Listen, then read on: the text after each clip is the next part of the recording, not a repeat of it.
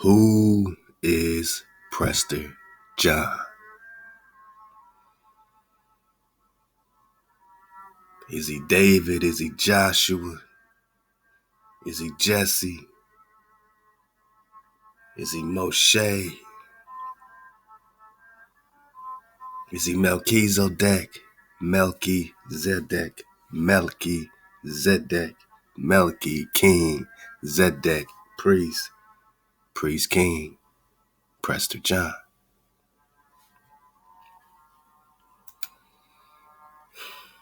Oh man, we just surfing the wave like we've never surfed it before, man. Welcome back to the Prester John series, man. I told you we're gonna get to 50.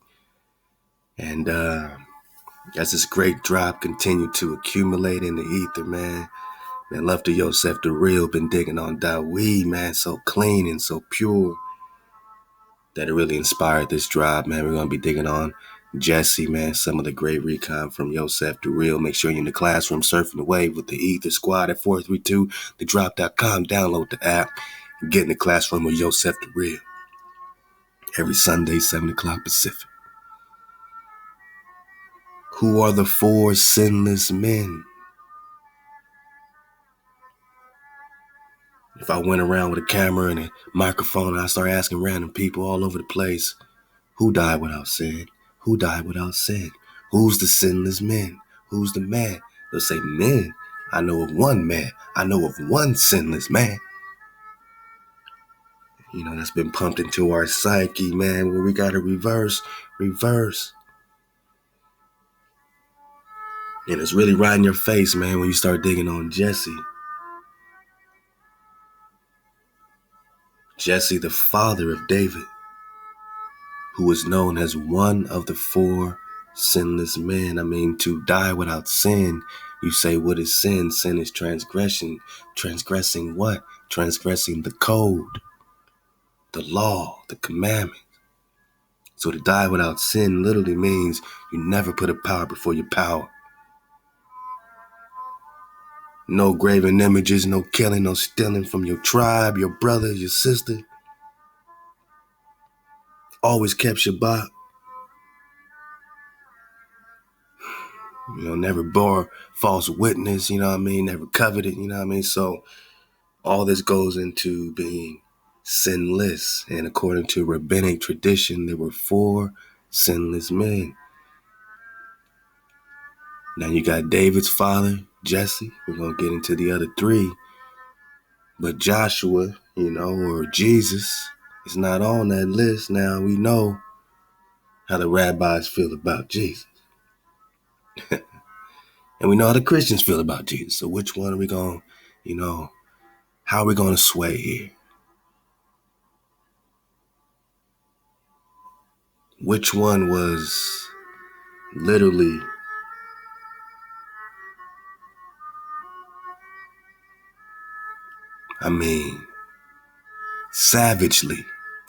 savagely beat into your psyche, you know what I mean? As the average Naga in America, have you been beat over your head with Judaism? Have you been, you know, beat over your head that you should keep the Sabbath, keep the 10 Commandments? Has it been beat over your head, you know what I'm saying, that you need to rock with Torah only?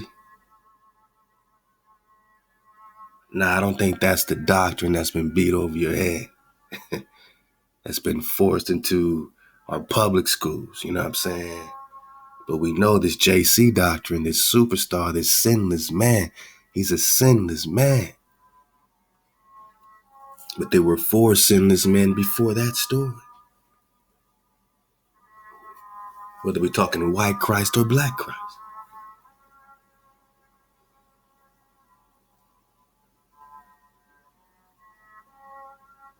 We're going to dig on it. Who was Prester John?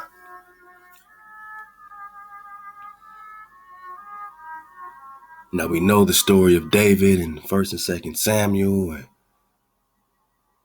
you know the sin of David killing one of his mighty men. One of his mighty men. To get Bathsheba. And from that union, he loses a seed. He then gets Solomon, and then the blessing, reemerges through David, but he had to get into a repentance, man. He had to reboot.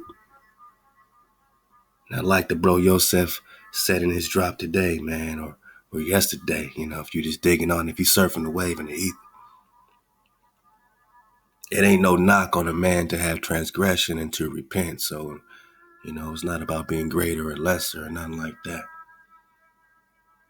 To see the repentance of David and how the Creator's still rock with him and, restore David, shows a tremendous amount of strength, fortitude, perseverance.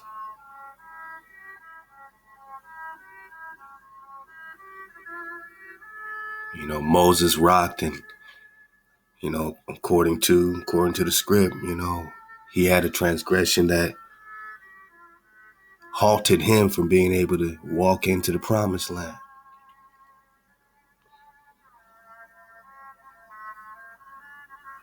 So it's common, for even the mightiest of men to have transgression. But we're going to dig on specifically for without transgression. And we're going to keep that moving back into the Anan, into the Quivira or Quivira kingdom, regnum, in our search for Prester John. We're just digging on in the cellos, man. Just digging on the cellos in 432. Love to Sir Khan Tastan. And all this is fair use for teaching, scholarship. Reading comments, criticism, fair use as we dig on this drop, man. Let's go.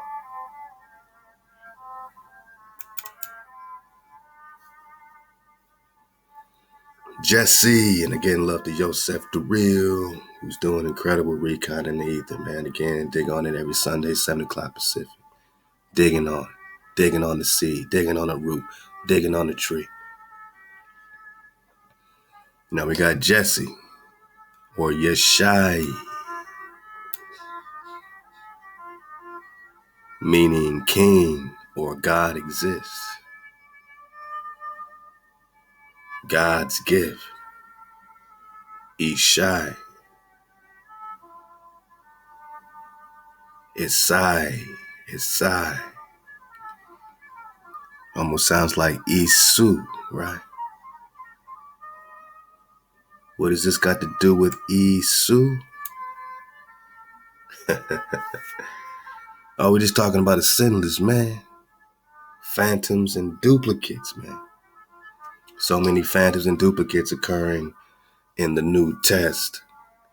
It's a great work of sorcery to combine so much of your flavor to create a stumbling block as you awaken today and break free of the hijack.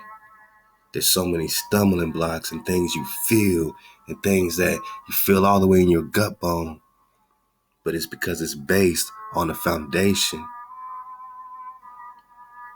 that is a tree that does exist. It's based on Hawa existing. So you feel it, so you feel the frequency. But all those councils of Trents and councils of Nicaea and Marcions and Pisos and all of them did a, fabulous job of hijacking us, man.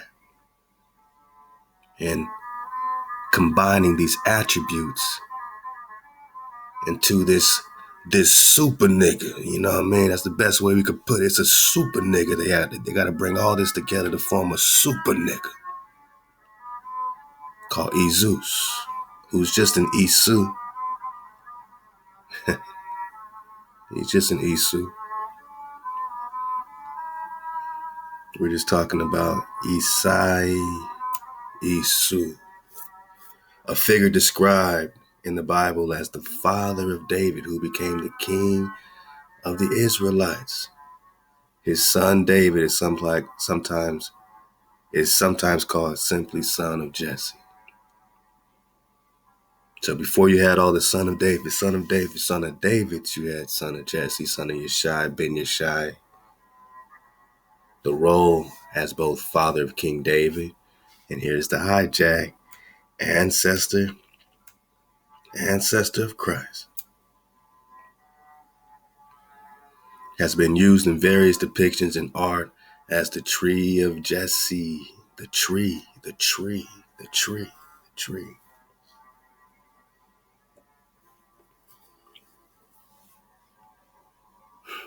tree. All right, let's go.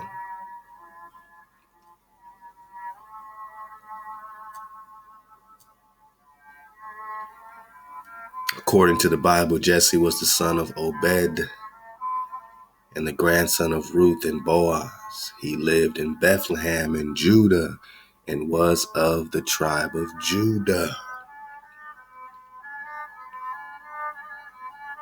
All right. We're talking Yehuda. He was a farmer, breeder, owner of sheep. He was a prominent resident of the town of Bethlehem. Jesse is important in Judaism or to the Hebrews, right? Because he was the father of the most famous king of Israel. He's important in Christianity. Here we go. Get ready. In part because he's in the Old Testament and mentioned in the genealogy of Isus. Now that's the flip, right? That's like having that's like saying, oh, it's Abraham, his father Abraham, and then later there's a rapper named Tupac Shakur. And Tupac is so famous that Abraham's now known as the ancestor of Tupac. He's Abraham, man. By calling him the ancestor of Tupac, you're giving more importance to Tupac than Abraham's function. By giving more importance to, the genealogy of Jesus, you're giving more importance to Jesus than David, than Jesse. So we got to put the light on it. We got to shine a light on it. Yeah, I'm messing with this new program, man. It's not new, but for me, I'm I like taking my time with technology. Let's say it like that. Yeah, man. We got to put the spotlight back where it's supposed to be, man. We got to put the spotlight right back on Jesse. We're only talking about the tree, right? The tree. The tree of Jesse. All right, man.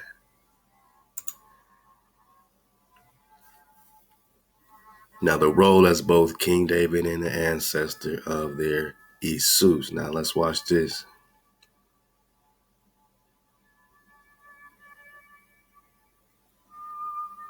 Later, Rabbinic traditions name him as one of the 4 Israelites who died without sin.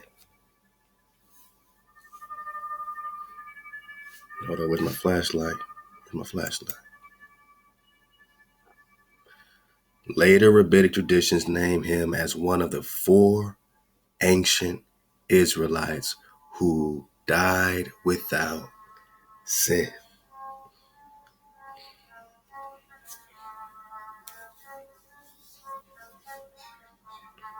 The other 3 being Benjamin, Keliah, and Amram. Keliah, also known as Daniel, was the second son of David. king of Israel. According to the Bible, he is David's son with his third wife, Abigail, known as Nabal the Carmelite. I mentioned in 1 Chronicles 3, 2 Samuel 3 and 3. Okay, all right. So this just kind of gave rise to more connectivity that we're going to draw, that we've been drawing throughout the Prester John series, throughout, just, all the Forbidden Histories of America series, connecting all this stuff, dodging the hijack, the timelines. We got to get our chronology series back on. All of it is coming out. When you put the timeline back together, you know what you're dealing with, man. And there's no room for them to paint no other picture or to flip the stories when you already got 4 ancient Israelites who died without sin. Now, this is just what what their rabbinic traditions are, throwing out there on the hush hush. I'm sure there were more Israelites who died without sin that their rabbinic traditions aren't even naming. But at least we got 4. Now the other 3 are who? Benjamin. Yeah, man, we're talking Benjamin, last born of Jacob's 3 children. It says Benjamin died without sin. And you got Keliab, or Daniel, the second son of David. And we got Amram, the husband of Jochebed and father of Aaron, right? Moses and Miriam. So Moses' pops, Aaron's pops, was without sin. David's pops was without sin. So they're coming from the loins of a sinless man, a man without transgression. That's very important to dig on. Because, any other times when we talk about, again, a man without transgression, all we're going to do is point to Christianity and New Testament and all this stuff. And you're not even thinking that's applying to Torah. Until you are digging around it, right before your eyes. You got to go too far. I mean, we're just talking Jesse. You got all these links below. Click on them. This is out the Jewish Encyclopedia. Encyclopedia.com. All right. Original sin.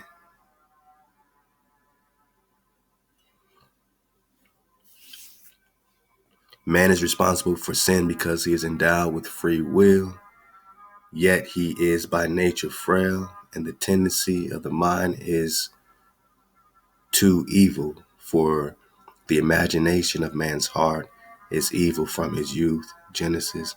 Therefore God, in his mercy, allowed man to repent and be forgiven. All right. Let's get it from here.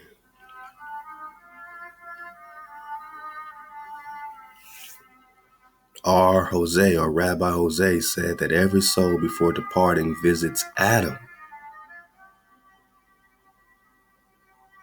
and is convinced that it must blame its own wickedness, for there is no death without sin. Hanina ben Dosa said, it is not the wild ass that kills, it is the sin that causes death.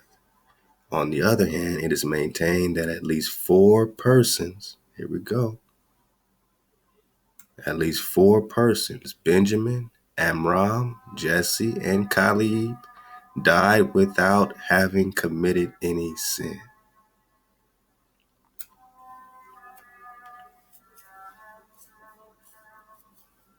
All right, so we got another source letting us know, pointing us that 4 people, 4 Israelites died without sin.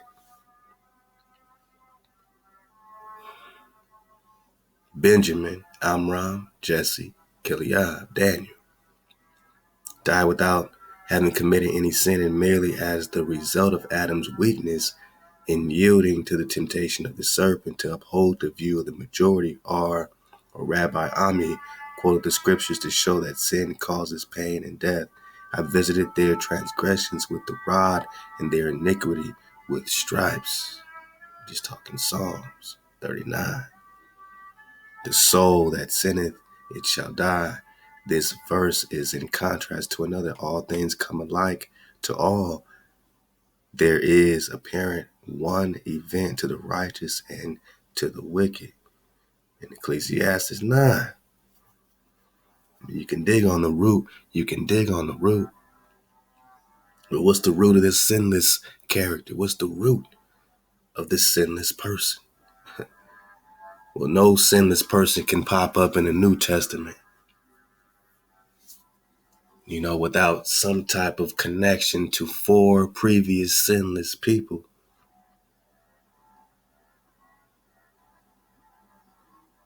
So whether you're talking the son of David, the son of David is also the son of Jesse. The son of Jesse is the son of a sinless man.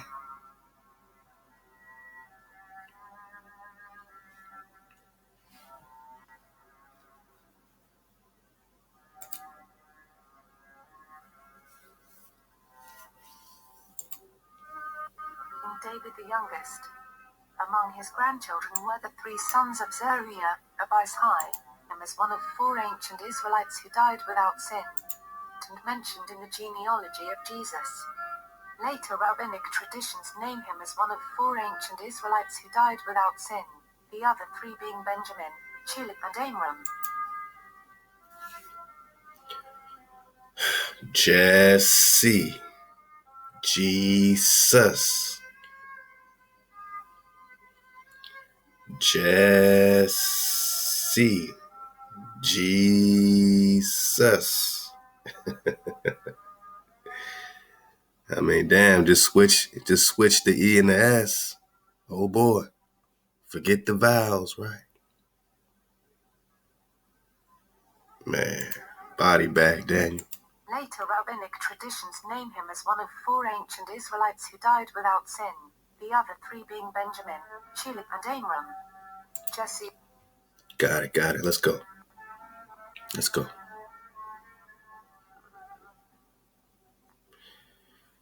Yeah. We're just talking David. We're just talking Jesse. And it got me searching, man. I mean, we're going to have a good time because I got a bunch of tabs and we're just going to have a good time surfing the wave, man. Now, when it comes to Anan ben David, I mean, he's dated 715, right? They say he died in Jerusalem. I mean, don't mind us. We're just searching for Prester John. We're just on an investigation, digging on Prester John. And, when you do that, sometimes you might just got to, open your mind a little bit. Open your mind. Love the Ahchwa top battle. Open your mind bone, man.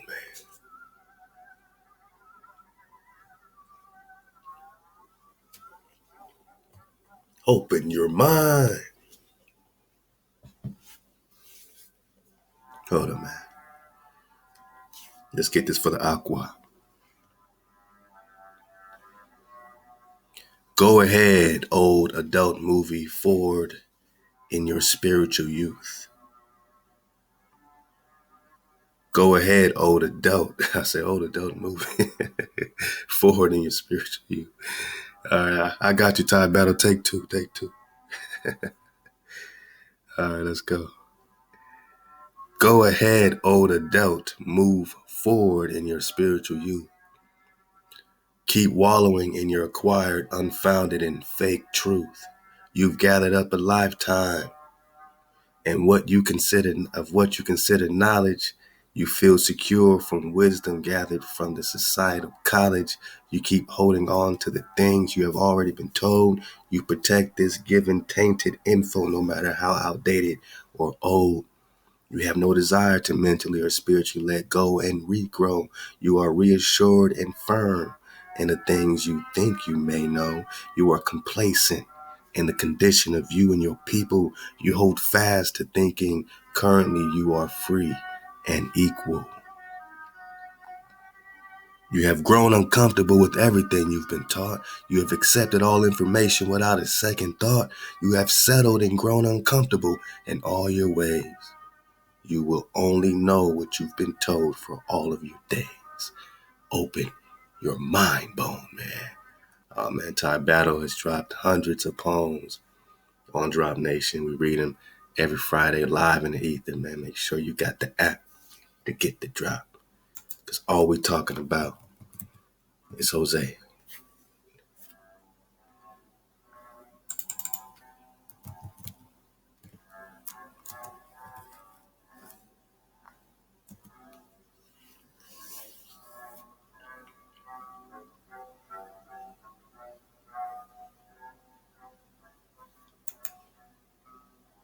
I mean, it can't be that hard, man. It can't be that hard.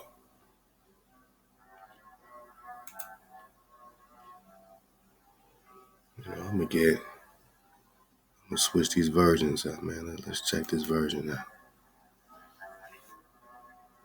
We always get the KJV.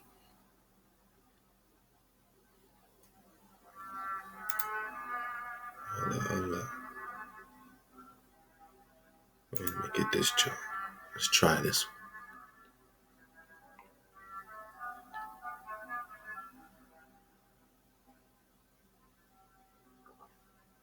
Hosea redeems his wife, man. You know, Hosea is Joshua. For the children of Israel shall dwell many days without a king or a prince, without sacrifice or pillar, without ephod, ephod, or household gods, man.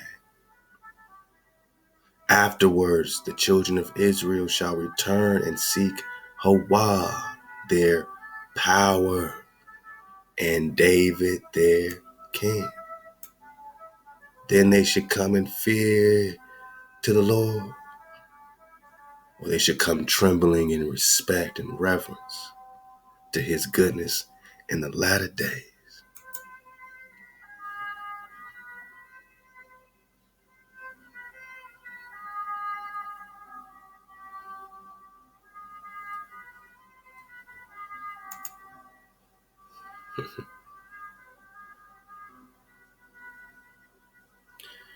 Oh yeah, we just gotta, go version surfing sometimes, switch versions, man. New American Standard Bible version. Hosea's second symbolic marriage. Let's get it right here. For the sons of Israel will remain many days without a king or a prince, without sacrifice or sacred pillar, without ephod, household idols. Afterwards, the sons of Israel will return and seek Ahchwa, their God, their power. David, their king. Why do you have to seek your creator and David? What is it about David that brings you closer in your search for Ahchwa? What is it about the vibration? Let's go. And they will come trembling to the Lord. Doesn't say fear. They will come trembling to Ahchwa. You tremble out of reverence. They keep putting the word fear in there to put you in a fear spell. We're talking about obedience and respect. And to his goodness in the latter days, trembling to Ahchwa. Let's go.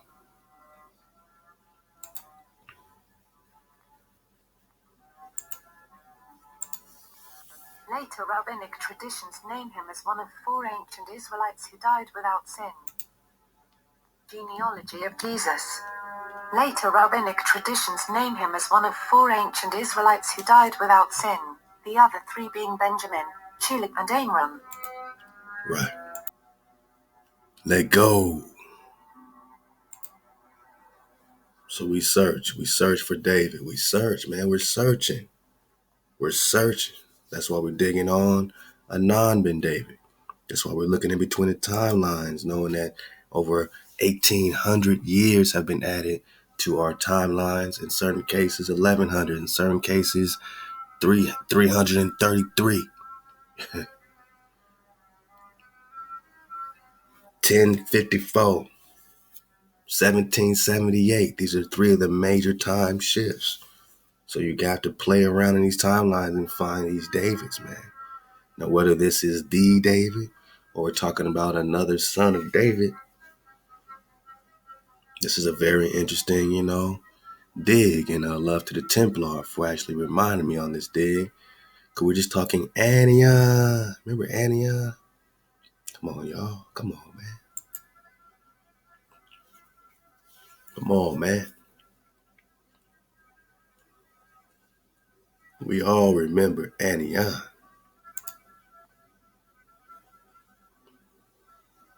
You see the Anian Region, right? We got before what this regio or regnum really means.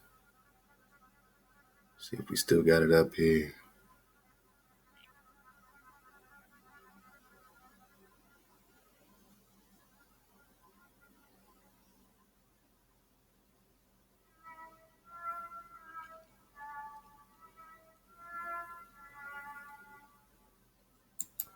Here we go. Wiktionary. When you're talking about regnum, regio, you're only referring to a reign, or you're only referring to a kingdom. Let's go.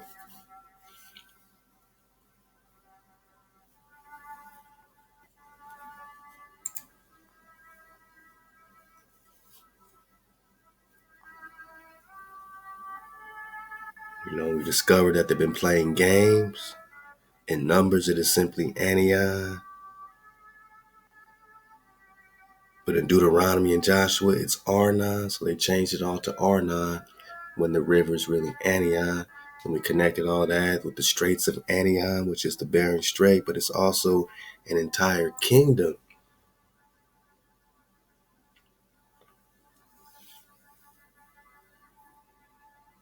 And we saw the map where we got Prester John right over the same area. It's literally labeled Prester John, right? Right where this Anian Rego is. And underneath that is the Quivira or Carrera, like Korea almost, right? So Quivira, some call it. This is a V or a U. So we're going to dig on this Anian in relation to this Carrera. And we're going to, keep it going. Let's go.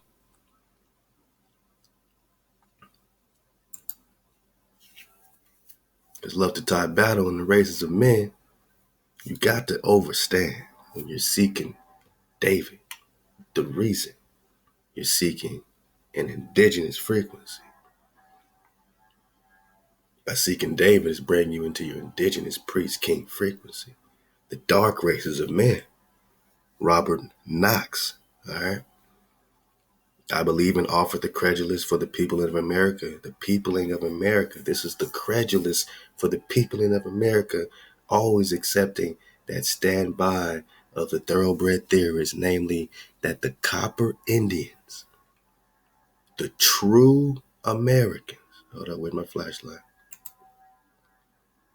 The true Americans were the lost tribes of Israel who fled there, I suppose, fled there on rafts, headed, I suppose, by Prester John. Lost tribes of Israel, Prester John. Make no mistake, when you're talking Prester John, you're talking the leader and exilarch, the priest king of Israel. Who else is the most famous king? Who did they say is the most famous king?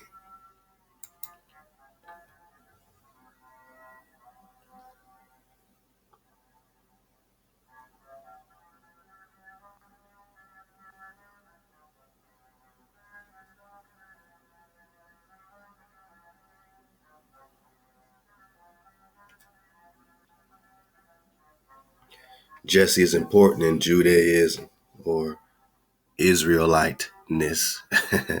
because he was the father of the most famous king of Israel. The father of the most famous king of Israel. So we know we're talking David. We know we're talking the shepherd, Ezekiel 37:34. One shepherd forever. Prester John, immortal. We dug on the fountain of youth. We got a lot more digging. We know we're talking immortality. So we don't need to create phantoms and duplicates and replicate our own story. We know we got the fountain of youth. We know we got John the Baptist now being reflected into the New Testament, baptizing in the living waters, turning his tribe back to 32 is what Prester John does. Not just in some water where you got new life. Nah, man, you really got new life. We're talking the OG, the foundation. That's why Jesus is considered son of David, son of David. You got to link him into this David frequency to be linked in with the Magi.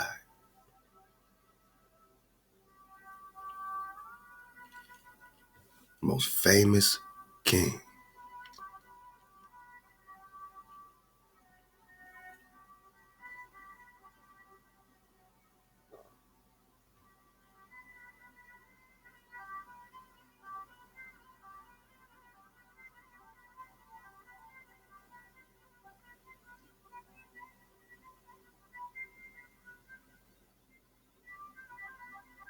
Oh, man, there we go. Going tab surfing on y'all, man. Let's go. Who fled their own rafts, headed, I suppose, by Prester John. The true Americans, the Copper Indians, were the lost tribes of Israel following Prester John, the most famous king, King David.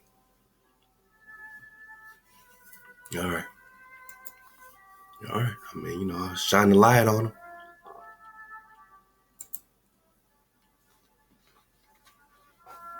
Love to carry mayo. Hit us with a PDF of this. Can't wait to drop it in the drop shop. We know we're just talking the kingdom of Anian. The path he proposed also explains some of the American Indians' rights and customs on their way from Arzareth. Man, we're just talking Judah, man. To the kingdom of Anian. The 10 tribes he asserted picked up some customs and rights in that kingdom and province.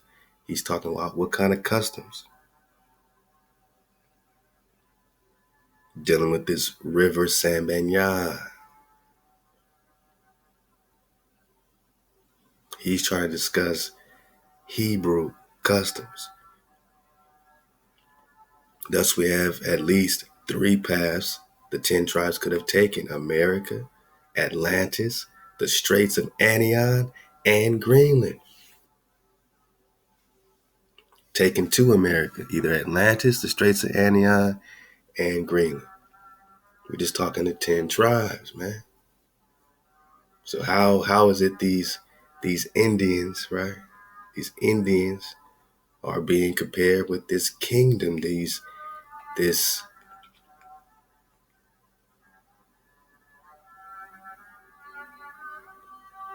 man, we're talking Grand Tartary maintains that Arzareth is in Grand Tartary. Where's Grand Tartary? India Superior. That it was said in Esdras, it is across the river Euphrates. So obviously we're talking the 10 tribes. We're talking the Straits of Anian. All right. Obviously, we're talking Prester John, who led the lost tribes of Israel, who they're even given responsibility for the peopling of America. Let's go. Let's go, man. We're on a warpath. Let's go. So now that we know we're talking David, yeah, there's a figure in history called Anan ben David. You can dig on him further, man. Let's go. Now he says he's the son of Yahudah. Yahudah, what's that? Judah, Yahudah. This is his father, who himself is the son of Yahudah the blind. Judah, Yahudah the blind. So whatever this David is also connected with Judah.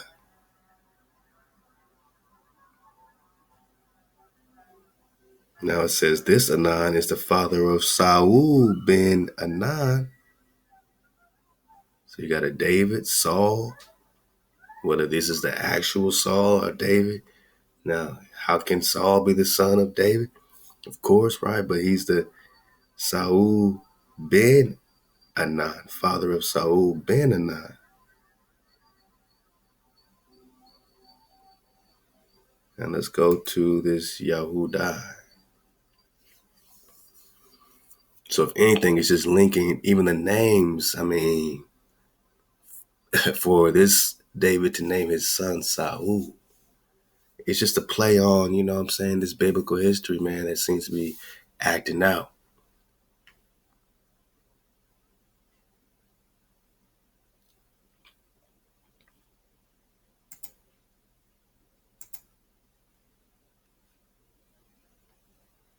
Here we go. So this is David's pops, Yahudah, Exarch. All right, these exarchs are the Khans. The Khans are the exarch. During what? Babylon captivity. This is linking with Daniel. This is linking with David. Anan ben David. All right.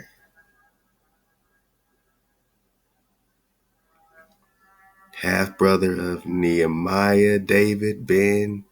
Man, who's this? You know, I'm just surfing away, man. We just surfing away.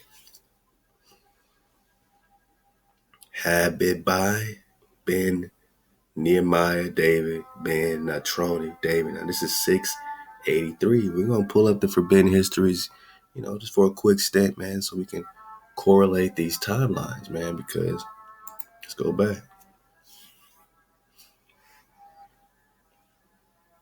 So that David ben Natrani David would be the uncle of this Anan ben David, father of Anan ben David. His other brother is Asher. All right.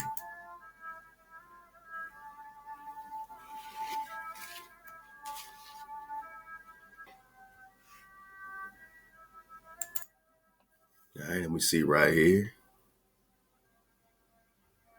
Karaiism. Remember the Karaites and the Karaiism, the Wang Kong, Prester John, founder of the Karaites. Now you have this Karaiism being attached to this David right here in 715.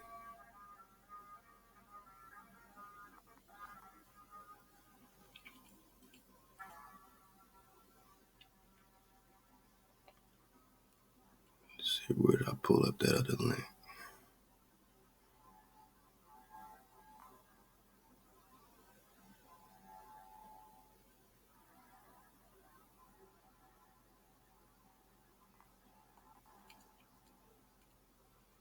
All right, let's get it like this then.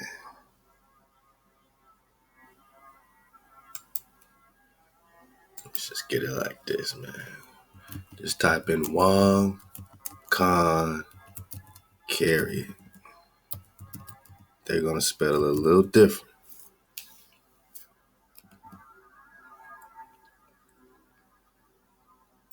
Bang. And what do you got? Read it together. Tagru, also known as Wang Kong. Wang means king. Kong means priest. Priest, king. Prester John.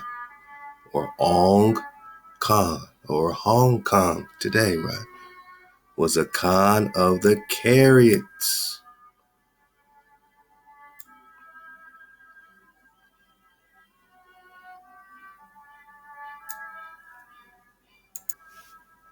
So, you know, we got the Karaites, the Karaites. What did we just get over here?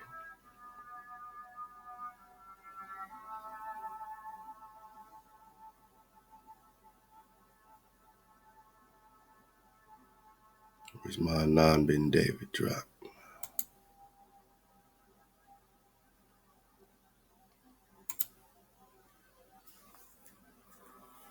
Karaiism. Carryism. Carry it. Karaiism. Wan Khan, On Khan, Khan of the Karaites, was the blood brother, Anda, blood brother of Mongol chief Yesegui, and served as an important early patron and ally of Yesegui's son Temujin, known as Genghis Khan. Patron and ally, huh? And then the war happened. Wan Khan was the name given to Tagro by Jurchen Jin dynasty of China. Wang means king or prince. King, Wang, king. Khan is priest, right? Priest, king. During the 13th century, Tagro was one of several Asian leaders who was identified with the legend of Prester John.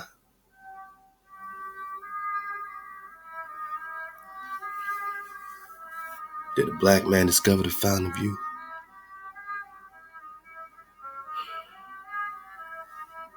Was he a Christian patriarch? Was he an historian? We're talking magi.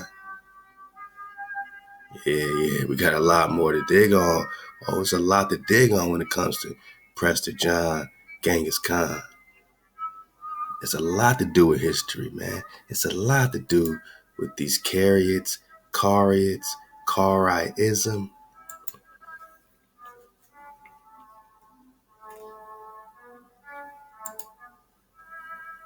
Karaitism.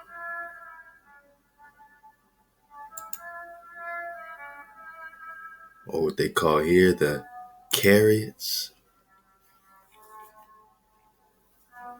Also, Karid, one of the 5 dominant Turkic Mongol tribal confederations, the Khanates. Nestorianism in the 11th century and are one of the possible sources of the European or the Ame'rican Prester John legend.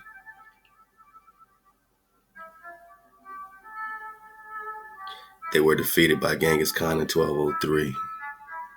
This is all that's pointing to this war, this war happening right here in America. Whether it was 1203, whether it was 1503, whether it was 900s, it's happening. You're digging it up right here, the Karaites, Prester John. So when they go to Anan ben David, they're just talking Karaiism. Like North Carolina, South Carolina. Let's go.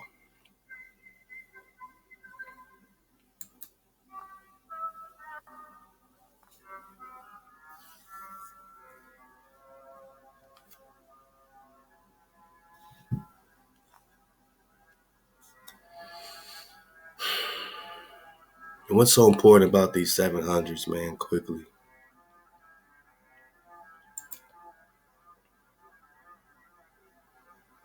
Is that it's all going down. It's all going down in the 700s, man. Back in the Forbidden Histories of America by David or Daniel Lowe. It's all happening, man. It's all, we're going to get to it. Matter of fact, I just do it like this. Let's go from 36 to 63.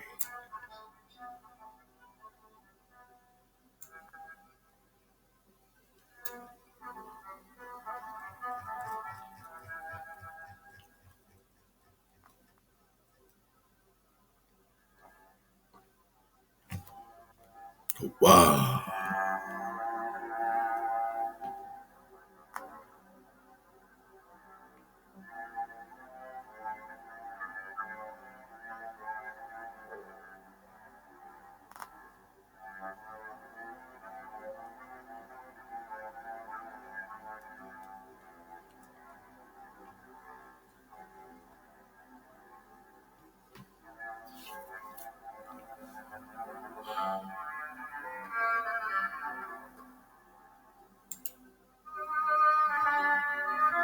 right, so when we talk circa 715, David, Ben David, Anan,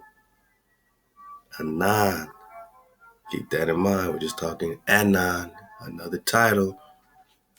All right, we're just talking titles. Come on, man, stay with me. We're talking 715. Now, this is 775. The Kalalus records speak of Theodorus as the leader of many peoples who lead the Roman lands for Kalalus in 775 AD. Well, we're just talking 715 over here. You're just talking 715? We're just talking about the Jewish Catholic state in America or the Hebrew Israelite foundation, the old world. It tells some very interesting things that, in my understanding, many things into perspective concerning the many rumors of the early voyages to this land or the early Nagas already here. In the article, it tells it of Kalalus meaning promised land, man. In one sense, or Cali, which is the land of America. Cali X marks the spot, America, and tells of Septimania, seven cities, keep this in mind, 7 cities, Sept, which is Lower France, Dodge the hijack, which existed about 700 AD. If it's Lower France in America, what we talking, Canada? What we talking about? We're just talking America. The Franks, remember the Franks and the Rus are part and parcel in the creation of the Knights Templar.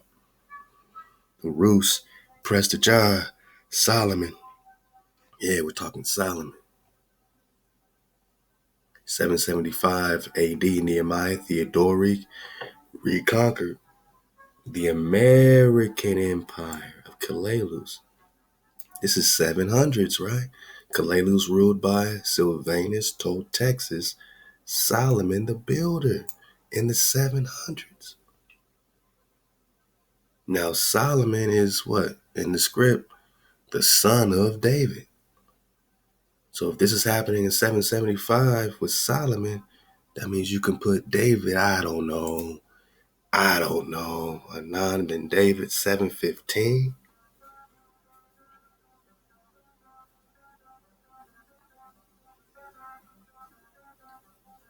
Just surfing the wave. This is 775. Now we're talking Solomon, man. So we're not stretching. We're putting our timeline back, researching recon with a particular timeline in a particular time frame, dealing with the Exalarts. Solomon the Builder, hereditary ruler, which means there was already a heritage or rulership right here on this land in America. Ruler of the former Jewish ruled Romani, Ramon, pomegranate. Ramon in Hebrew is pomegranate. Ramon is pomegranate. Caleb, Joshua get the pomegranate to prove that they're in the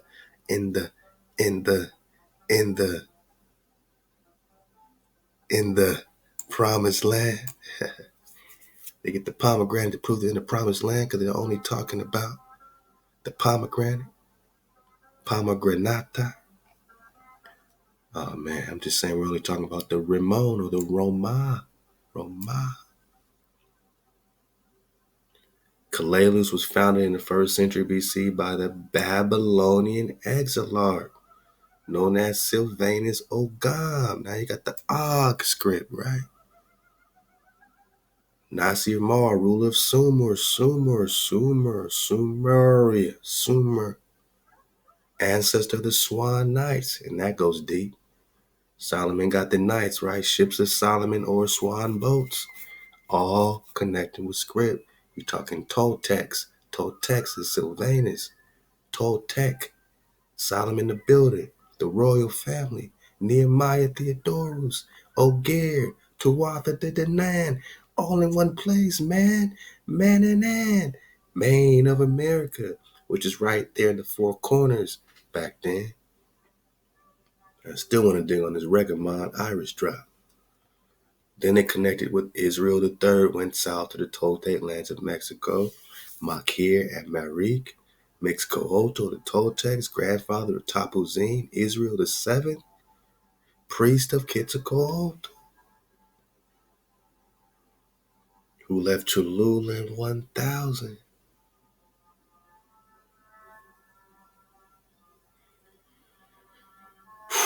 $775. Let's go. Take me back to 36, man. Because we're going to need it. We're going to need to pick up right there. We're just surfing away, man. This is, the Prester John series, and we've been doing it for years. Taking our time, surfing away. Make sure you get all the drop.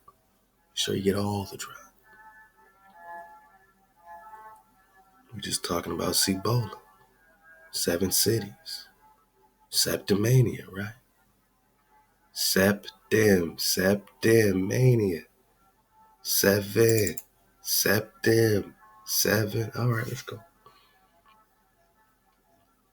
Talking about Cibola. Because remember, when we talk Kalelus, it is quite obvious they're lacking in the seeming well-guarded secret of the land of Kalelus or Cibola. Shambhala, Cibola, Shambhala, Sheba, Kalelus, the same thing. The well-guarded secret of the land of Cibola or Kalelus. Kalelus means what? Promised land. Shambhala means what? Promised land, a pure land, a land of purity. We're just talking Anan. Anan. Which means we're just talking Anian. Oh, come on, man. Y'all remember? We're not going crazy. I promise you we ain't going crazy.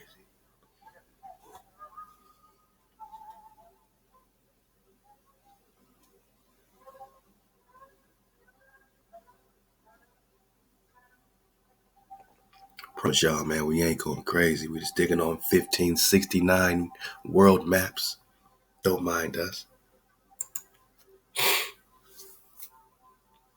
We're just digging on the straits of Anian. That's where the Bering Strait would be, right? The Anian regnum. Regnum means what? Kingdom. Okay, Anian kingdom. And below it, it's very small here. It says Quivira or Quivira. So you got the Anian and you got Quivira here. I mean, don't even try to get it twisted because you're just talking Mexico and America. And right here it says India. India. So you better know you're in India. Superior, that is.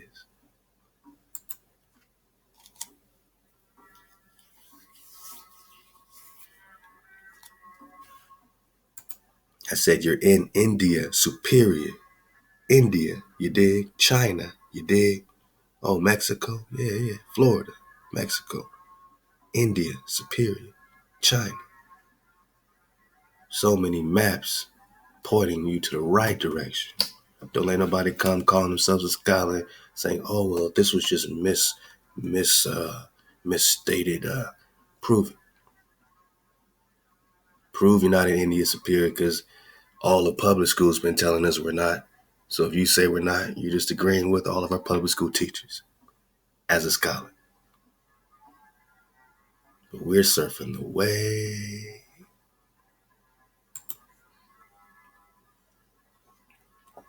Yeah, man. We're talking India. We're talking Anian Region, Kingdom. Anian Region, Anian. Got it.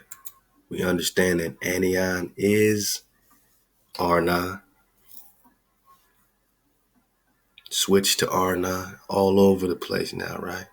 From Arnon, from the river Arnon until Mount Hermon, Anian was the boundary. Anian was the boundary of all the southern coast of land occupied by the Israelites beyond the Jordan.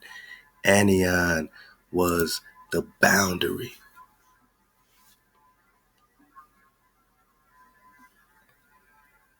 Anian was the boundary. And we got the maps with, Prester John holding down Anian out of this mythical straits of Anian drop. Mythical Straits of Anian by Godfrey Sykes. Developing the idea a little further after the discovery of the mainland north of the Isthmus, we find that the maker of the MS map illustrated in outline has placed Prester John and his idolatrous neighbors not far from Mexico. So David in the script had some idolatrous neighbors. He's fighting Moab, he's fighting Ammon, he's fighting all these folks, and they put him where? You see it small right here. It says Prester John. At that same area, Prester John.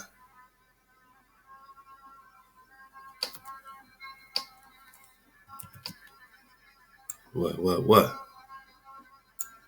We got to see clearly, man. We got to see clearly, baby.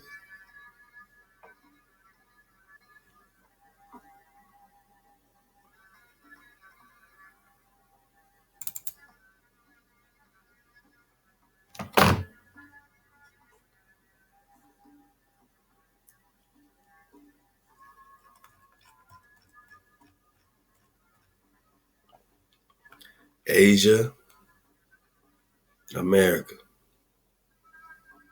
Prester John, India Superior, Cathay, Cuba, right here in America, Cathay, India Superior, Prester John, Mexico. Let's go.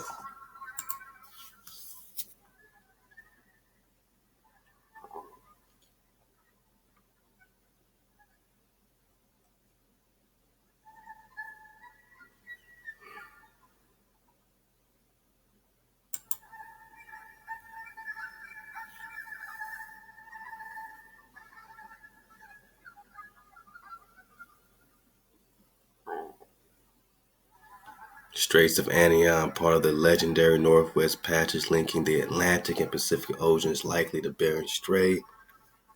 Now we realize that this Strait of Anian is not just, some type of random waterway.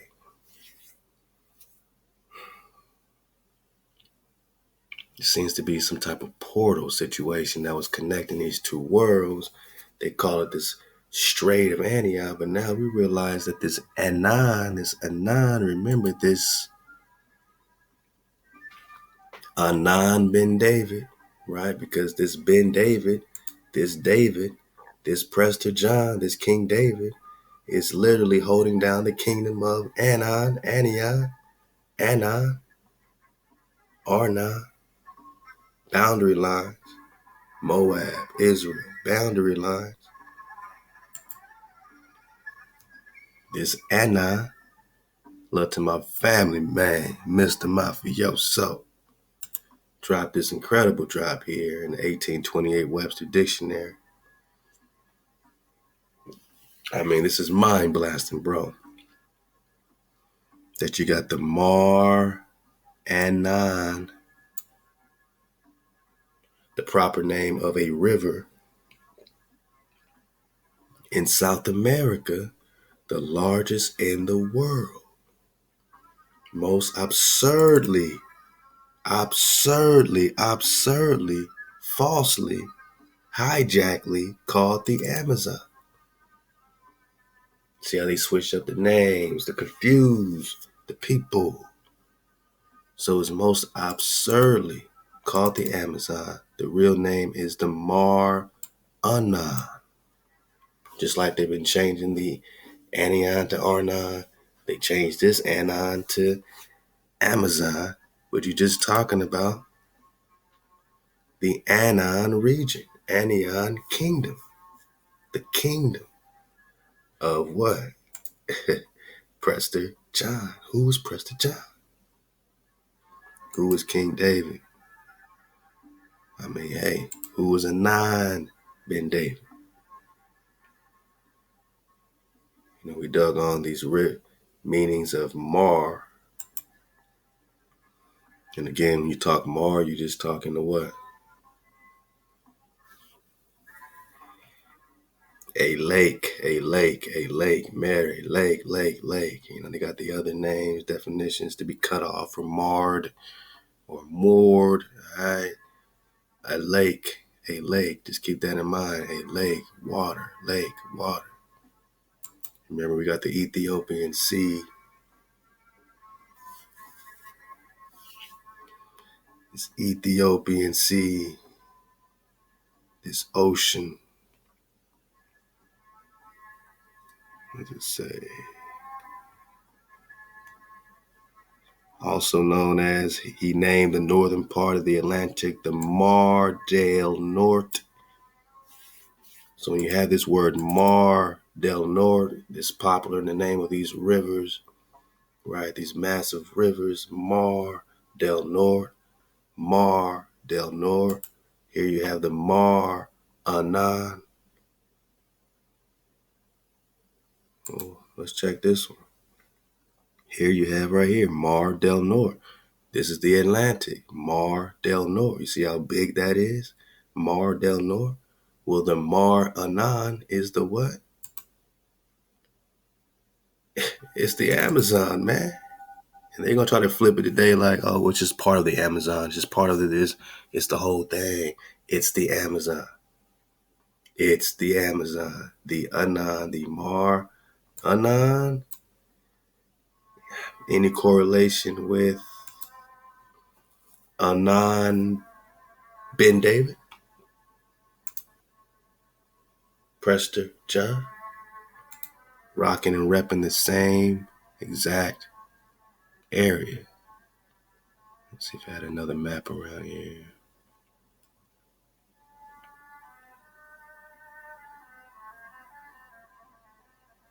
Oh yeah, a lot of drop, a lot of drop, a lot of drop. A lot of good drop, man. Oh yeah. By the way, you're in Africa, right? According to the Moorish maps, you're in Africa, man. So when they talk Northwest Africa, they're talking America. Southwest Africa, they're talking South America. But let's go. That's just a side note. Let's try to see if I had another of these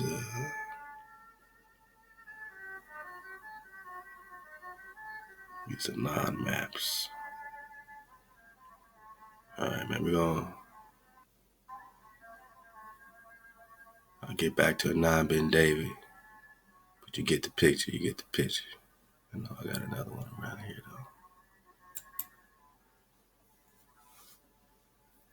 though. Now, we're just talking the Mar, Anan, Mar. Now, let's go right to the Mar Anans right quick. Let's stay right here for a second.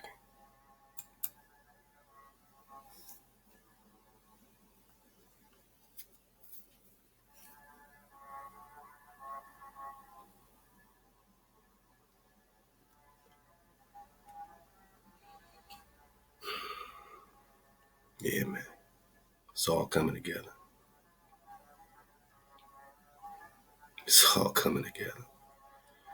The Mar Anan is the westernmost large tributary of the Amazon River. Oh, it's a tributary now. It's just a tributary now. Last time that I checked, the Mar Anan is most absurdly called the Amazon.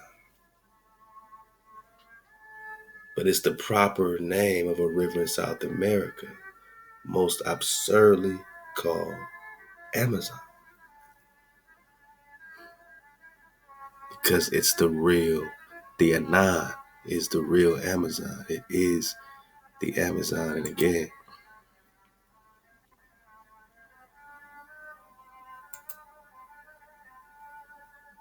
Anan, most westernmost tributary of the Amazon, joins the Ucayali to form the Amazon River. Bang.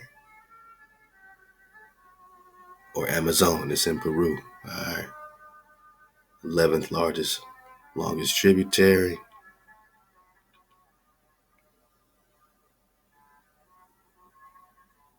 You can go, deeper into the drop. We're just connecting these things. It's Anan.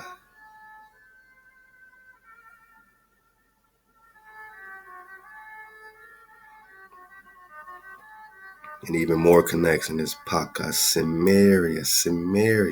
All right, all this is in South America, Samaria.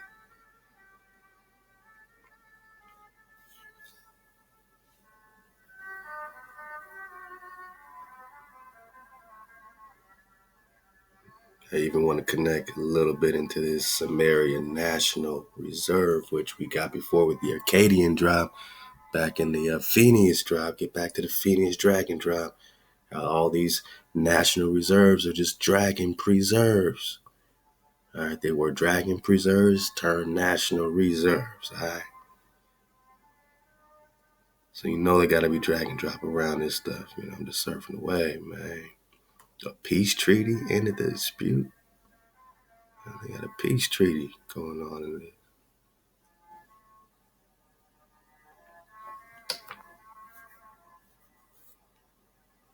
Only 2 large areas have been designated for protection in the Mar Anan Basin. The Pacaya Samaria National Reserve is the second largest protected area after Alto Porus National Park. More drag and drop, man. In Peru, also the largest protected floodplain in the Amazon Basin. All right, connecting this Maranon Drive. Let me see what else we got on there. You got all the links, man. You pull them up. What's this going on here?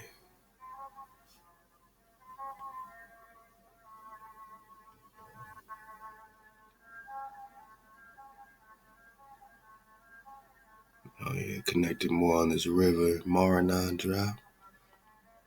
Okay, all right. I'm dropping links that you can dig further, man. Hit me up some comments. Tell me what you find. More Maranon, our principal or mainstream source of the Amazon. So the Anan has everything to do with Anan. Alright?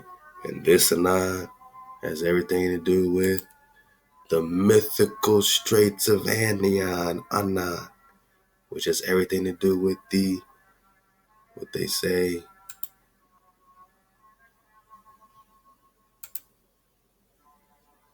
these translations of Anian into Arnan, which has everything to do with these boundaries with Israel and Moab and Ammon and all these boundaries going down and these wars popping off.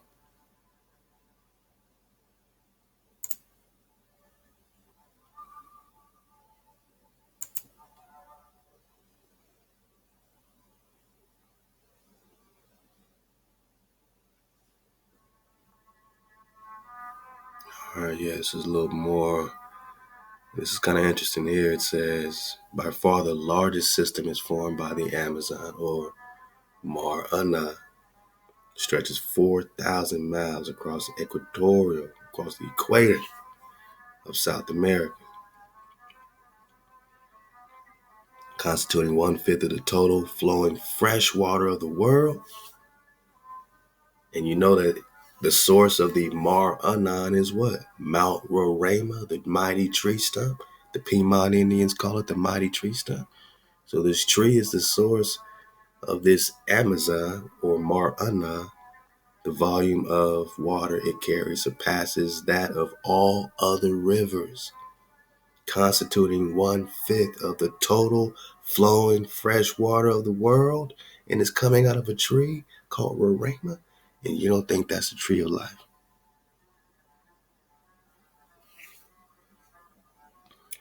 Emptied into the Atlantic by the Amazon, Arnon, which is more than 10 times the flow of the Mississippi River. So, we compare that and connect that with the Nile. Oh boy. This Anan, though, 10 times the flow. The Anan got 10 times the flow. The Anan got 10 times the flow. The Anan. Let's go. Yeah, quickly I was digging a little into this Pacaya Sumerian National Reserve. It says protected area located in the region of Loreto, Peru. Alright, I couldn't, find a lot of dragon, info connecting to how they put it here, Pacaya Samaria. But I started just reconning on this area that they call Loreto, what they call it, Loreto, Peru. Just doing some minor recon on it. It's a book called Mysterious Creatures, a Guide to Cryptozoology by George M. Eberhardt. Hey, South American dinosaurs, right? We know we're just talking dragon drop, water lions, dragons. Yeah, we're just talking dragons. A few rumors of huge amphibious beasts in South America are on record, but no local Indian names have surfaced. 1882, an odd 40-foot saurian was killed on the Rio Beni. It is said to have 2 additional dog-like heads sprouting from its back. Long neck, scaly armor. Man, sound like some dragon drop, don't it? 40 foot. They call it saurian. Wow. Then you got Loreto, Peru right here. Late 1907, Franz Hermann Schmidt and Rudolf Fling allegedly encountered an aquatic, dinosaur-like monster. Sound like a dragon to you? Water dragon? Aquatic? 35 feet long. In the swampy area of the forested swamps of Loreto Department, Peru. Head the size of a beer keg, snake-like neck, heavy claws. Oh, man. We're just talking dragon drop, dragons, connected with Loreto, Peru. And that's just what we was just digging on here with this Pacana Samaria National Reserve is now, in this region of Loreto, Peru. And we talked about these national reserves used to be dragon preserves. Now, when you talk about the same area, the Amazon, they almost make like a joke about it now. It's almost funny business now.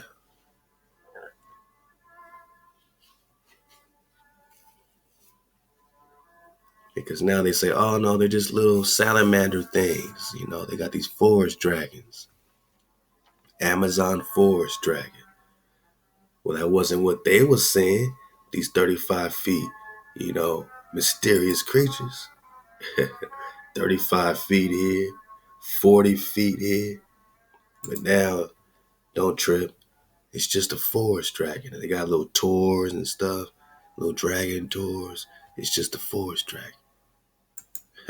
But remember about these National Reserve business. Dracopedia Field Guide by William O'Connor.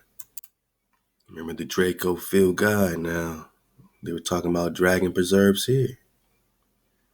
1972, the World Dragon, let's get it bigger, World Dragon Protection Fund and the Green Dragon Trust were founded to help raise awareness of the dire situation of the green dragon. Now, this green dragon was what? The first recorded account of a green dragon was 1602. Early English colonists found the dragons to be abundant, and there are accounts by early whalers that green dragons would often swoop down and take captured whales right off their harpoons. These dragons were saving the whales. Despite these encounters, the green dragon became a source of pride for early Americans and was often used as a standard during the Revolution for strength and independence. Bunker Hill overlooking Boston had one time been the site of a dragon lair. Benjamin Franklin proposed that the green dragon, man, free Phoenix, become the national emblem, but it lost to the bald eagle. So don't call us some crazy devil people digging on dragons that used to save dolphins. We dig on dragons, we must be devil people. But these dragons were doing what? There were accounts of early whalers that green dragons would often swoop down and take captured whales right off their harpoons. They were saving the whales. Were they devils saving the whales? Man, dodge the hijack, man. So these dragons are real. All right, 1972, the World Dragon Protection Fund and Green Dragon Trust were founded to help raise awareness of the dire situation of the green dragons. 1993, the Federal Park Service, now we're talking about the National Reserves, parks. The Federal Park Service opened Acadia National Dragon Preserve in Maine. Where's the real Maine? Anan, let's go. A protected dragon marine sanctuary, dragon marine aquatic, all right, sanctuary adjacent to Acadia National Park. Since then, other shorelines have become dragon preserves, but inside the Acadia Preserve, the green dragon has been able to flourish. You still got dragons now being, really hidden inside of these national preserves, national dragon preserves. Then you look at it today, start looking around for this Acadia business. Well, first, you just Google Acadia National Dragon Preserve. The first thing that's going to come up is 432thedrop.com. Because that's how much we was digging on Acadia National Dragon Preserve and Phoenix and all that. And you get that drop, man. Just know when you dig Acadia National Dragon Preserve, you're digging on some real specific recon, you know what I'm saying? You're really digging into the portals, so when you do that, not too many people gonna pop up, but you're gonna pop up. The drop nation and all your recon is gonna come up when you start digging on these specific, trigger points, key points. Kalalus, you know what I'm saying? Prester John, Acadia National Dragon Preserve, right? Phoenix, let's go. Now, at the same Acadia National Park, letting you know that this ain't play. Images of Acadia National Park, dragon eggs, man. Dragon eggs, man. Remember these drops, man.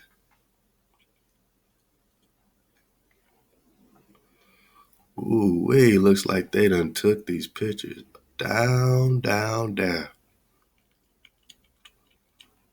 Oh, they done did some editing on this stuff, man, because these things used to just pop up all over the place. Now watch this. Here's one that survived. Oh, they just look like big spherical rocks, man. This is right in the Acadian Dragon Preserve. And we understand that these dragons a lot of times hatch their eggs dormant for however long they need to be dormant, right there in the water. But yeah, man, they done hit a lot of these. Let's see.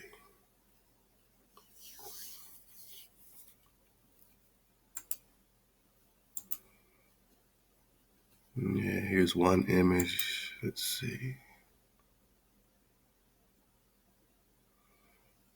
This looks like a lot of these eggs, man, being hatched sometimes. On the water. But these aren't even the ones that used to pop up. They was these huge boulder type of joints, man. So they're definitely doing some editing. But it's all happening. It's all happening.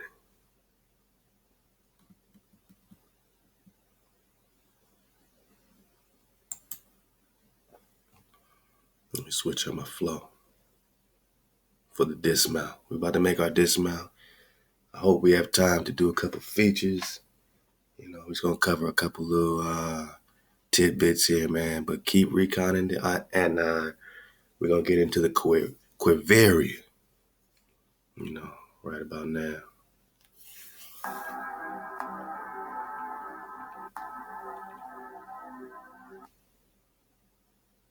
Yeah, man. Let's go. I'm going into the jump. Matter of fact, who am I to write a book? Come on, man. What if I don't have enough time on my schedule? I don't have a connection to a publisher. I don't even have a following yet.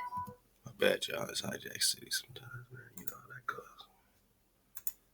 I'm just trying to get over here and do what it do.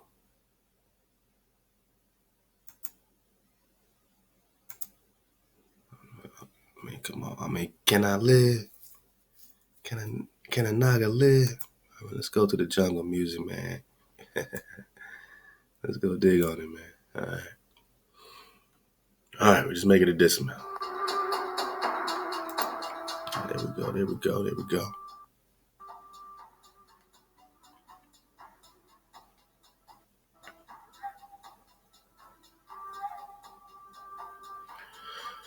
So let's talk Quivira. Remember it said on this map.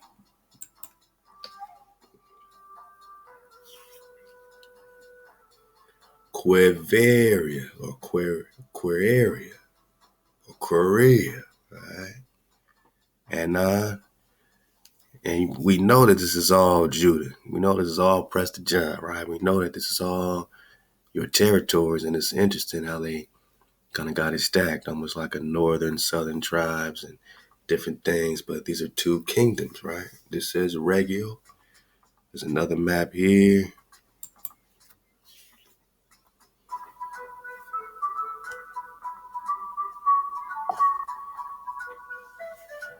You got the Anian here and the Quivira down here. So we got a couple different substantiating maps dropping this Quivira. All right, let's go.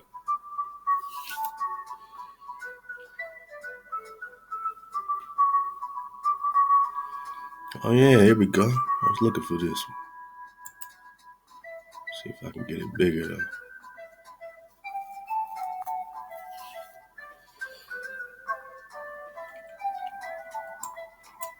I'm not sure they're gonna give me a bigger joint.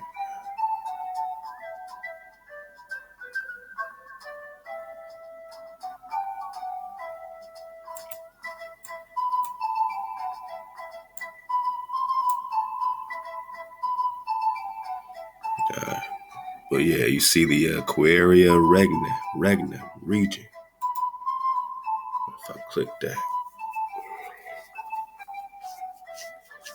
Come on, man, give me my map.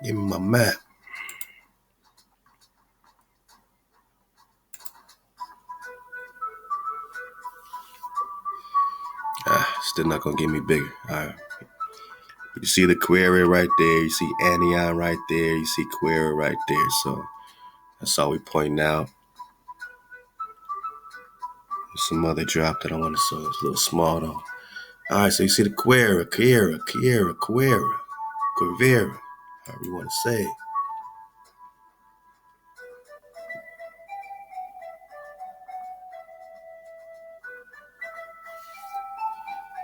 Pull up the link. 16th century Tartarian king Tartarax ruled Quivira, this one, regnum in North America.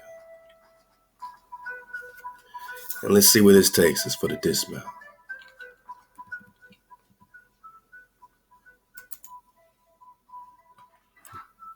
Takes us right back to the Coronado expedition. And right here you see supposed location of Quivira. The Coronado expedition right here in Kansas. Supposed location. So they're looking for Quivira. Why? Why, man? Left to Freddie B. Why, man? One, you're talking Grand Tartary. All right. When you're talking Grand Tartary, again, you got to go back and know that Grand Tartary is only referring to India Superior. That's the grand part, like Grand Canyon, Grand Khan, Superior, India Superior, Grand Tartary. Let's go.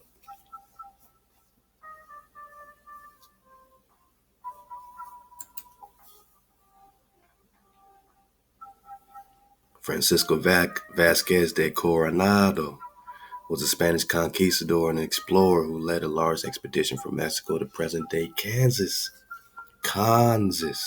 Now you can put it together. Kansa. You're talking to Maru Khan, the priest king, Juan Khan. Kansas. Through parts of the southwest United States, 1540 1542, and 16th century, the Spaniards in New Spain or Mexico, the hijack in Mexico, began to hear rumors of the 7 cities of gold. Septimania, right? Cibola. Let's get it for the dismount. Called Cibola. 7 cities of gold. So they started hearing about the 7 cities of gold in Mexico.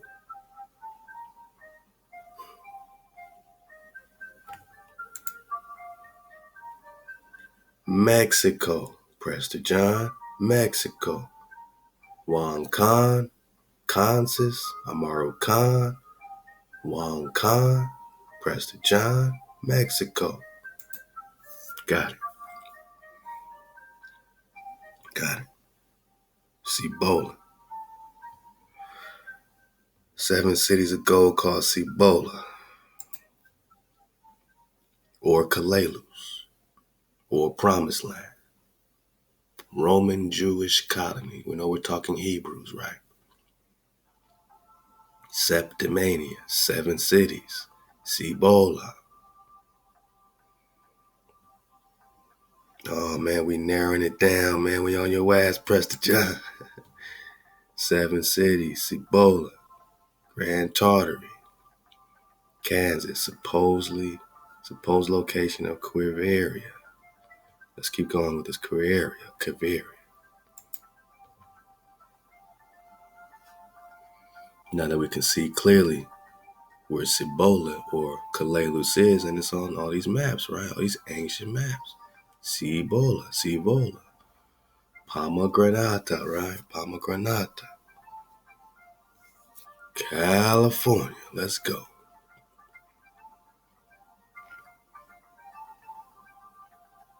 Septim. You know, we're just talking 7 cities of gold, man. We're going to get back on our cities of gold. Let it Freddie B.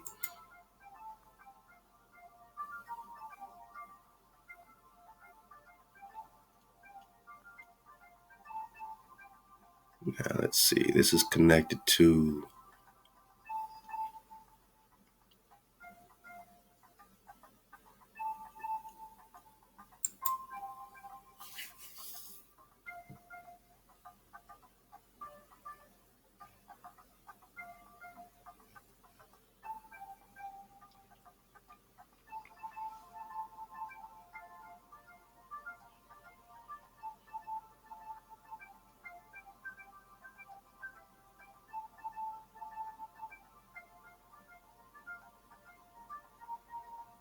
Just want to see this other tab right quick.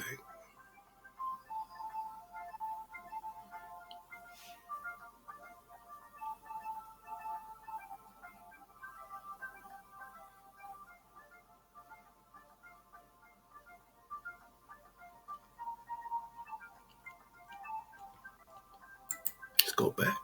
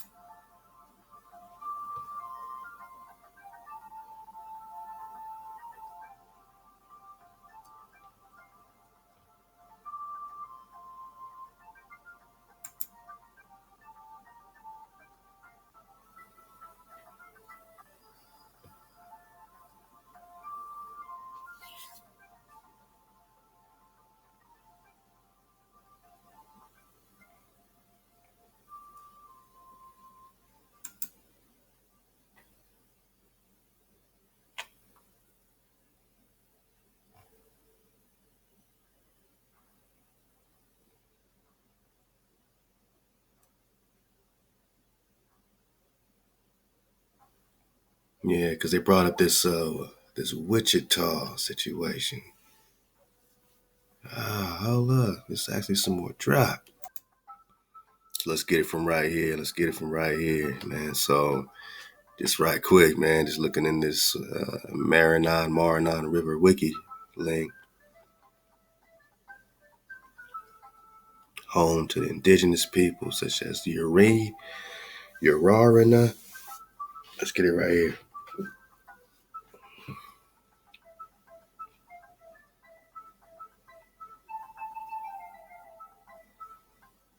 Now it says this raft is class 4 raftable river that is similar in many ways to the Grand Canyon of the United States and has been labeled the Grand Canyon of the Amazon.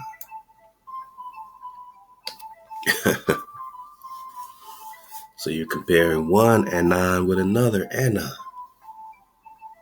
leading you really to the Anan Kingdom of Peru, which is really, tough to find info on the kingdom of Anian in Peru. But now we see that this is City of David in Cusco, right? Remember the City of David drop?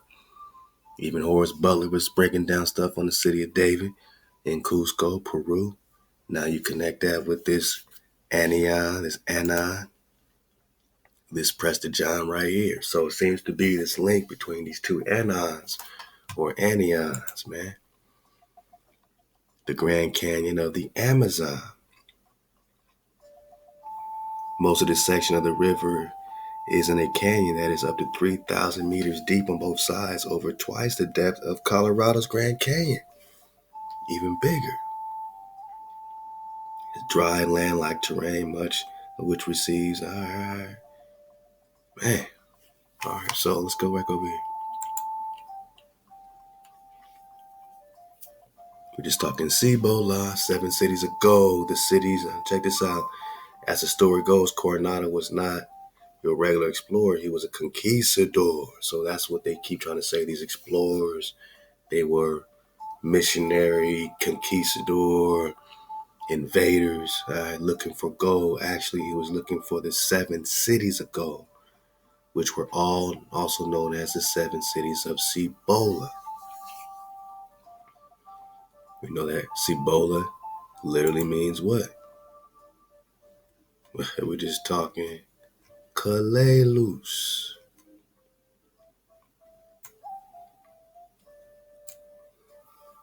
You already know when we're talking Kalelus, it's automatic, it's fully auto. All these great inscriptions on these artifacts. This Hebrew that's being found on these artifacts.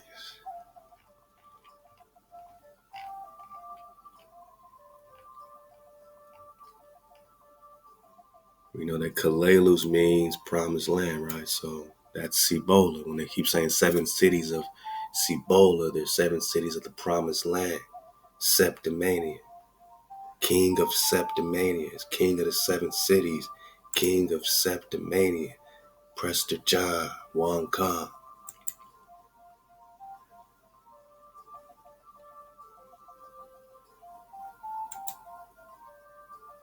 So we're just talking Cibola.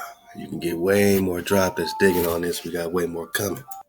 So right here, however, when Coronado finally arrives at Cibola in 1540, he discovered that his stories were unfounded. In fact, no treasures had the friar had described. So they didn't find none. Does it mean there was nothing there? Or did they just not have the drop? While among the towns, Coronado heard an additional rumor from a native he called the Turk, that there was a city with plenty of gold called Quivira, located on the other side of the Great Plains. On the other side of the plains. So from one kingdom to another kingdom. So now he's looking for the Quivira kingdom. However, when at last he reached this place, variously conjectured to be modern Kansas, Nebraska, or Missouri. So they have no clue. But they're going to say they didn't find nothing. But they have no clue if it's in Kansas, Nebraska, or Missouri, he found little more than straw-thatched villages. Down here it says the location of Quivira is believed by most authorities to be central Kansas near present-day Lyons, extending northeast to Salina. The Quivirians were the forebearers of the modern-day Wichita Indians and Caddo tribes. So what's this Caddo about, man? For the dismount, let's go. So whoever is living in this Quivira, they say is the forebearers of the Wichita. They say modern day Wichita, man. What's the drop, man?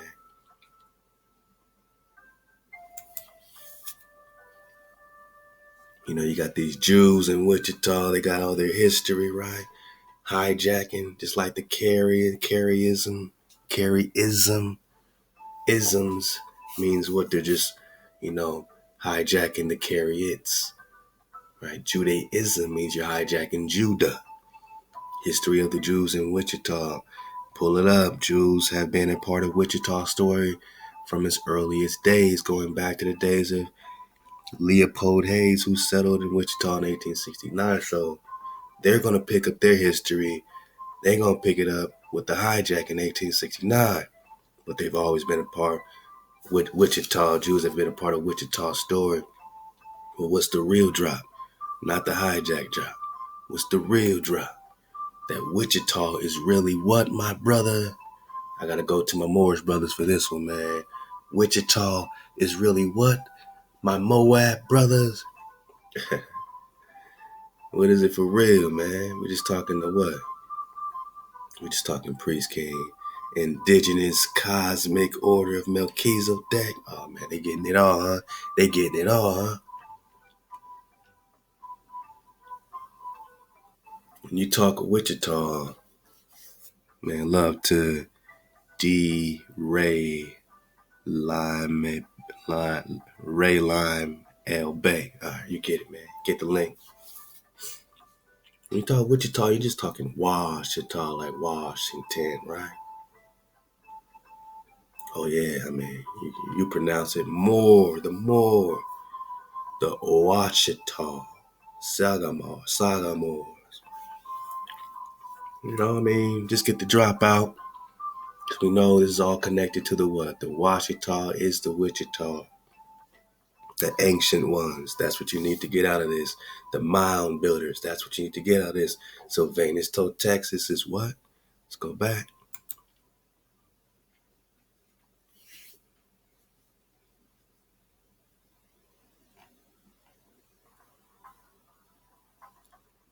Sylvanus told Texas 775. In America, Solomon the builder, the what? The builder, the what?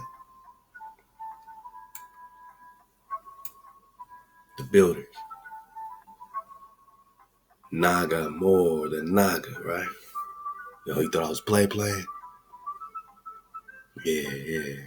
Wachita, the She, the Almec, the Ogam or Ogir.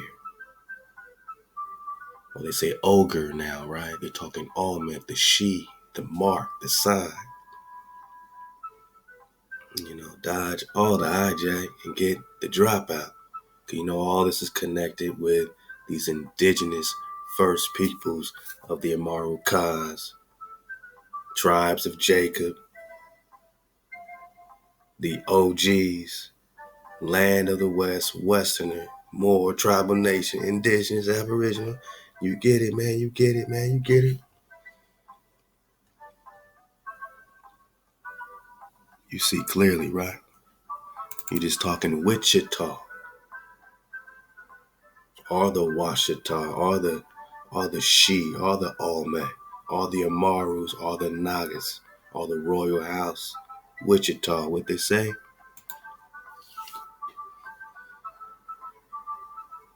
Oh, the history of the Jews in Wichita. Come on, man. I mean, they know they got this Jewishness here, but you're just talking about the royal family that's already here, man. The builders, right? The builders. The forebearers, right? The Quarians were the forebearers of the Wichita Indians and the Caddo tribes. It was the Caddo for the dismount. We're talking about the Caddo languages, man.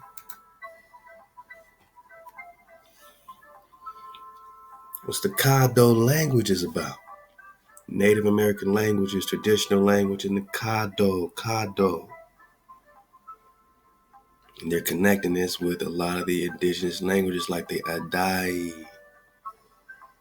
But again, this Caddo is linguistically related to members of the Northern Cadodean language family. This Caddo is linguistically related to the members of the Caddo language family.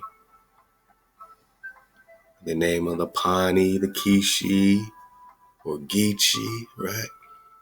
Kitsay, the Pawnee, and the Wichita languages is all connected with the Caddo. So all this is connected with this kingdom of Quivira that we're getting right on the maps, man. Right on the maps, man. Right on the maps, man. Right on the maps. So now we know that this Quivira, this kingdom here, and this kingdom, this Anan, this Anan ben David is connected to these Wichita, or Washita, which are the Wichita, or the royal house, or the Amaros, or the Nagas, or the mound builders. Builder. We know we're just talking Solomon, the builder, the Texas, Jewish. Oh man, they want to hijack. The Jews want to hijack it all. They want to put their own history in this Kansas, in this Quivira. That's why they went over there. They try to claim this territory, just like the Mormons in Utah. But can they truly claim the royal bloodline? The royal house? Can they really claim the Almighty? Can they claim the beginning? We're just talking Quivira, and Anan, place named by Francisco Vasquez de Coronado from the mythical 7 cities of gold. Then we got the city of Etzanoa, which next time we're going to dig more on this Etzanoa. Flourished between 1450 and 700, thought to be part of Quivira.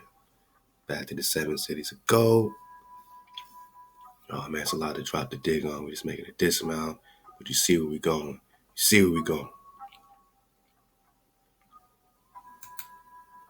This is a great doc that we're gonna, this is the one, hold up. This might be something else. No, this is another link. Digging on the Caddo Indians.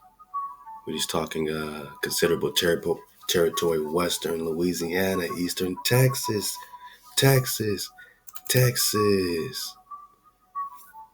Toll, Texas. Come on, man. I can't make this stuff up, man. Toll, Texas. Let's go. Toll, Texas. Builders. Washita, mound builders. Some great drop on the Caddo. You can break it down further, man. A regularly appointed priest. We're talking a priesthood in general culture. They were on the plain with the Choctaw, the Creeks. We're just talking about the same people. We're talking Toll, Texas, Louisiana. This document here will pick up next time in the next, you know what I'm saying, and in the next flow. Digging on Prester John, man. This is the Chronicles of the Trail. And there's a section right here on page 16. It's dealing specifically east to Etzanoa. We're just talking about Quivira. And this is going to break it all the way down when you dig on Quivira.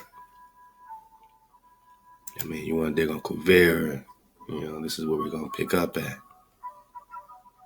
Spanish colony in the Kingdom of New Mexico. Come on, man.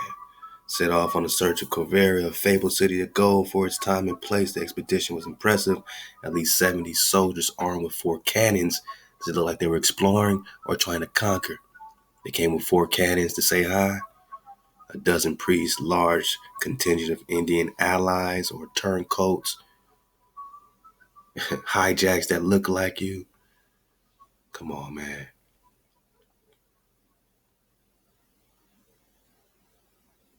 The explorers crossed the Pecos River, followed the Canadian River towards the confluence of the Arkansas River near the current Oklahoma-Kansas border, a place they believed to be the heart of Quivira. So this is going to go into, more of the specifics about rolling up on Quivira and this kingdom, this beautiful kingdom that they're calling Etzanoa. And, some are saying that they had recently discovered this place, man. You think this is play? And this is all we're going to pick up on next time, man. We're going to dig on this Caddo. We're going to dig further on these diggings. They're digging here. Explorers, archaeologists explore a rural field in Kansas and a lost city emerges. Come on, man. I can't make this up. This is in 2018, so this is recent. About a year ago. Oh, just an old-fashioned downstairs drugstore that serves root beer for. Oh, man. Yeah, man. This Donald Blakesley, he's the archaeology professor at Washita State, right?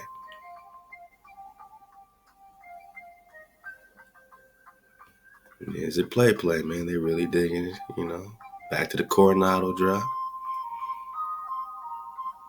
Love the Chef Candy who read the entire Coronado expeditions, As much as we can get pages on, she gonna, pick up on that journey because we see that lost cities keep emerging when you dig on Quivira or Anan and Tucson and Arizona and the Grand Canyon and the other Grand Canyon and the Amazon.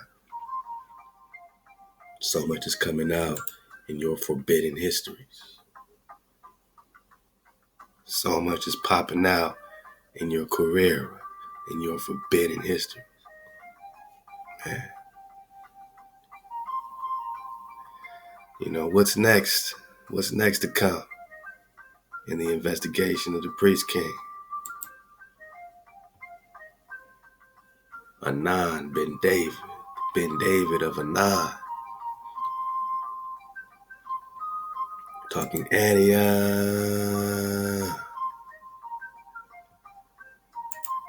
We're talking Prester John, India, Superior. And we'll do, some great features. I'm going to take my time so make sure we get some great Templar features and, some more, man, probably on the next flow. The heat it's just getting heated up. We're just getting Orinoco flowing. We're just getting our Maranan flowing, our Amazon flowing, our Mount Roraima flowing. It's just getting fluid again when we start digging on, what sin is. You can't look up sin, not in a Jewish encyclopedia, not according to rabbinic tradition. You can't even look it up and talk about it without bringing up the fact.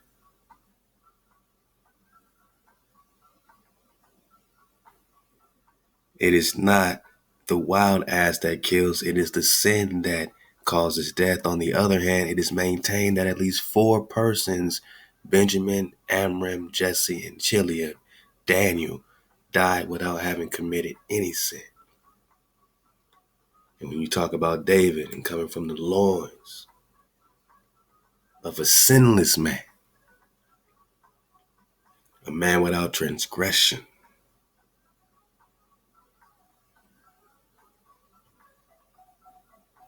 who they're trying to put in the genealogy of Jesus, but you're just talking the OG Isa, Isu, Isa. One of 4 ancient Israelites who died without sin, other than Benjamin, Daniel, and Moses' pops, Amram. They came from sinless loins. That's why it's so important to be a Ben Yashai or Ben Jesse, just like it is to be a Ben David. Remember, David came from a sinless man, a man without transgression. So did Moshe. So was Benjamin. So was David's second son, Daniel. And it helps us dodge all the hijack and see clearly. Whether we're talking jungles, whether we're in the jungles, man, or we're just talking about the tree. We're just talking about the tree of Jesse, man. Ahchwa to the home team. Ahchwa to the home team. His son David is sometimes called simply son of Jesse. Jesse was the son of Obed and the grandson of Ruth and of Boaz. He lived in Bethlehem, in Judah, and was of the tribe of Judah. He was a farmer, breeder, and owner of sheep. He was a prominent resident of the town of Bethlehem. Jesse is important in Judaism because he was the father of the most famous king of Israel. He is important in Christianity, in part because he is in the Old Testament and mentioned in the genealogy of Jesus. Later rabbinic traditions name him as one of 4 ancient Israelites who died without sin, the other 3 being Benjamin, Chilib, and Amram.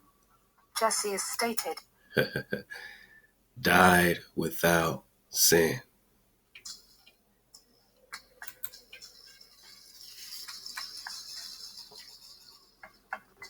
Remember where you at. You in the old world.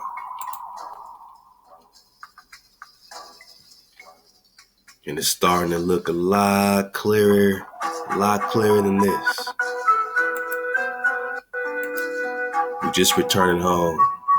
We're just falling back, y'all. We're just surfing the wave, man. So y'all keep digging on it, man. We're going to come back hot right into this Esteno, looking deeper into Quivira in our search for the Wam Khan, for the priest king, for the Prester. We remember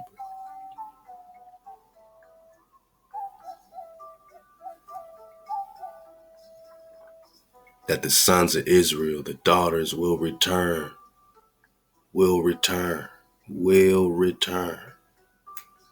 Seek Ahchwa, their power, and David, the priest Khan, shepherd forever, and they will come trembling to Ahchwa, to his goodness in the last days.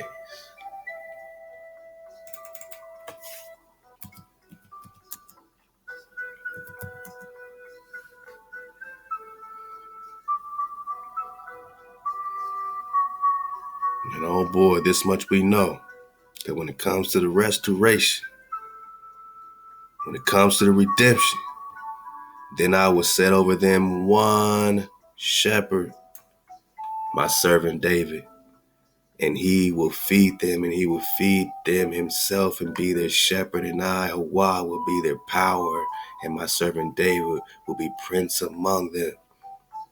I have spoken.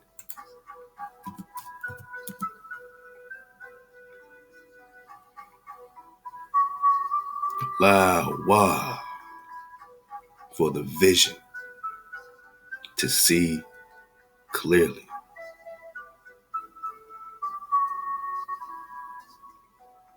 Yeah, man. My servant David will be their prince, their king forever. Forever is a mighty long time. I will make a covenant of peace with them. It's happening. It will be an everlasting covenant with them forever. And I will place them and multiply them and will set my sanctuary in their midst forever. Forever? Forever, David? My dwelling place will be with them, and I will be their power. They will be my people. And the nations will know that I am Ahchwa, who sanctifies Israel when my sanctuary is in their midst forever. We're just talking Anian. We're just talking Priest King, Prester John.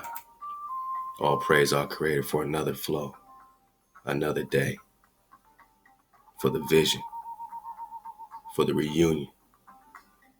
And this is what it's about. Two sticks forming one, with one shepherd. David, my servant, will be their prince forever. Who is Prester John? Allah. Wow.